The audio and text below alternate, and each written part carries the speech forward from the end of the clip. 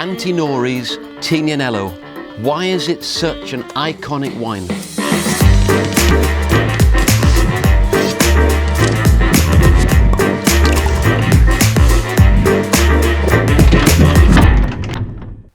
Tignanello has become one of the most difficult wines to buy and is probably in the top 10 brands in the world that's become iconic because of the fact that you just can't get an allocation at the moment. And I've got two vintages here, the 2018 and the 2012. They are from Tuscany, from the Tignanello winery, and they are tremendous wines. I'd like to talk a little bit about the brand and about wine aging itself with red wines. So every year I buy 7 bottles of Tignanello. I buy 1 to drink and I buy 6 to put in my cellar because first of all these wines are an investment, but secondly as they age they become incredibly developed, they become interesting, they become old and beautiful on the palate and soft. I'll explain why, but I'll talk a little bit first about the winery. Based in Chianti Classico, they've been making Tignanello since the 1970s, and they were probably the first winery in Italy to start doing premium ultra Sangiovese blends. And like in Bordeaux, where they blend Cabernet with Merlot and Malbec and Petit Verdot, in Tuscany, the Tignanello is blended of Sangiovese and Cabernet Sauvignon and other grapes to build this sort of super Tuscan style of wine that tastes very good at an early age, but as it develops, it becomes more and more interesting and earthy. So wines that are produced young, like the 2018, which is a current vintage, are fresh and lively, and they have bright colour.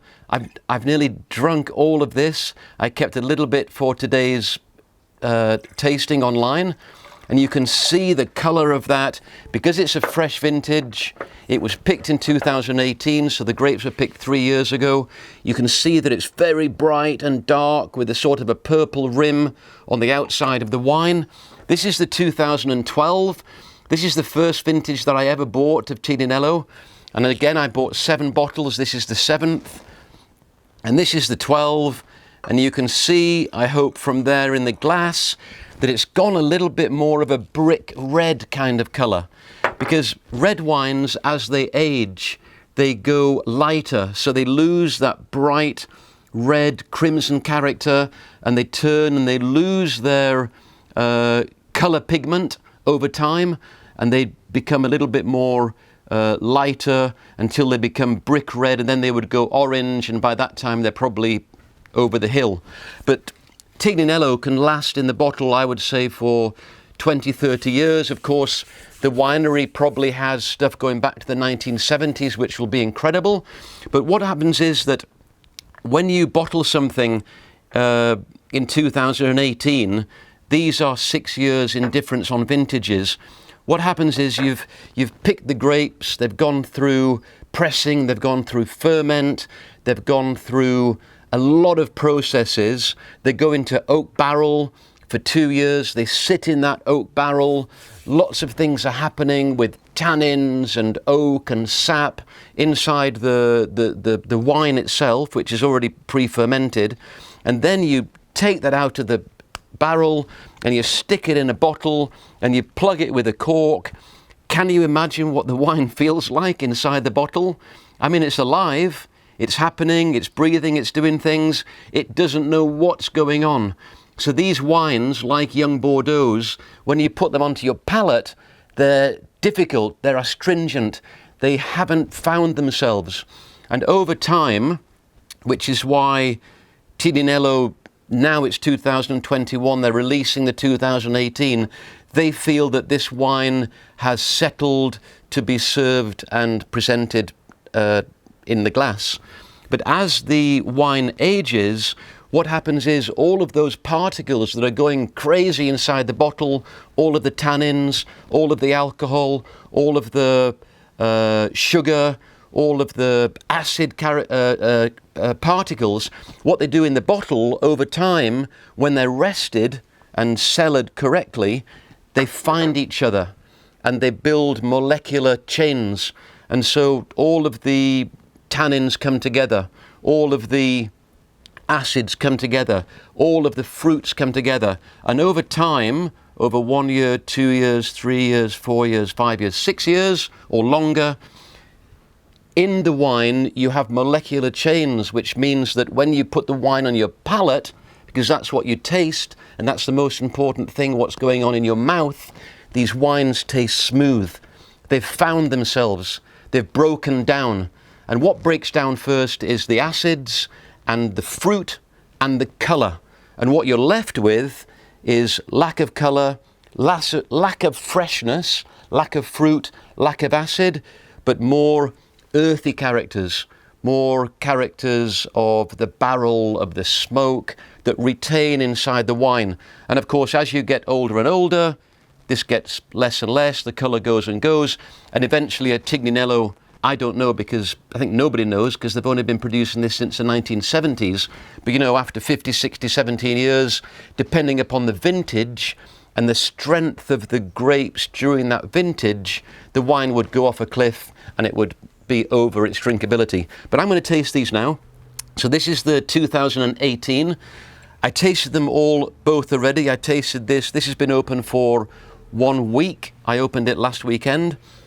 And one thing that I noticed on this wine was it was extremely savoury, dry and fresh.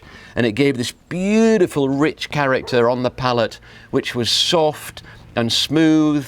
The fruit has integrated with the tannins on this wine, and it's beautiful in the mouth. You could imagine eating this with a piece of lovely meat, with sauce.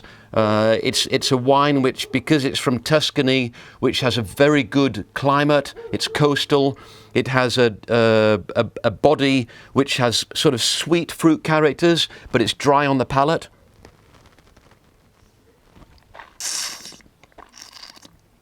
It's beautiful to drink that. And one thing that you can really appreciate with Tignanello is the balance and the length, because that just goes on and fills every part of your mouth. It's a really complete wine of Sangiovese, which has a little bit of orange peel character and light fruits, with Cabernet, which has blackcurrant and tobacco. And so put those together, wow, you have this amazing wine. 2012 is a completely different animal. Now this has got more earth, smoke, more sort of licorice, depth of character, some herbs and spice, cinnamon. It's almost got some characters of an old Bordeaux from the Cabernet inside it. And on the palate, it's much deeper, and it's much thicker, and it's much less fruit charactered, and it's beautiful. You can taste tobacco, you can taste smoke, and that's the big difference between not just Tignanello in age, but basically red wines in age.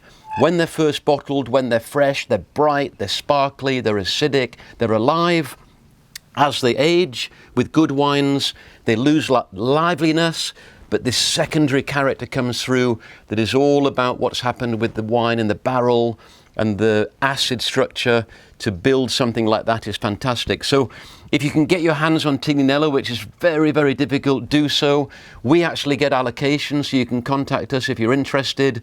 This is a bradswine.com video. Subscribe to us. We've got lots of great, interesting videos online.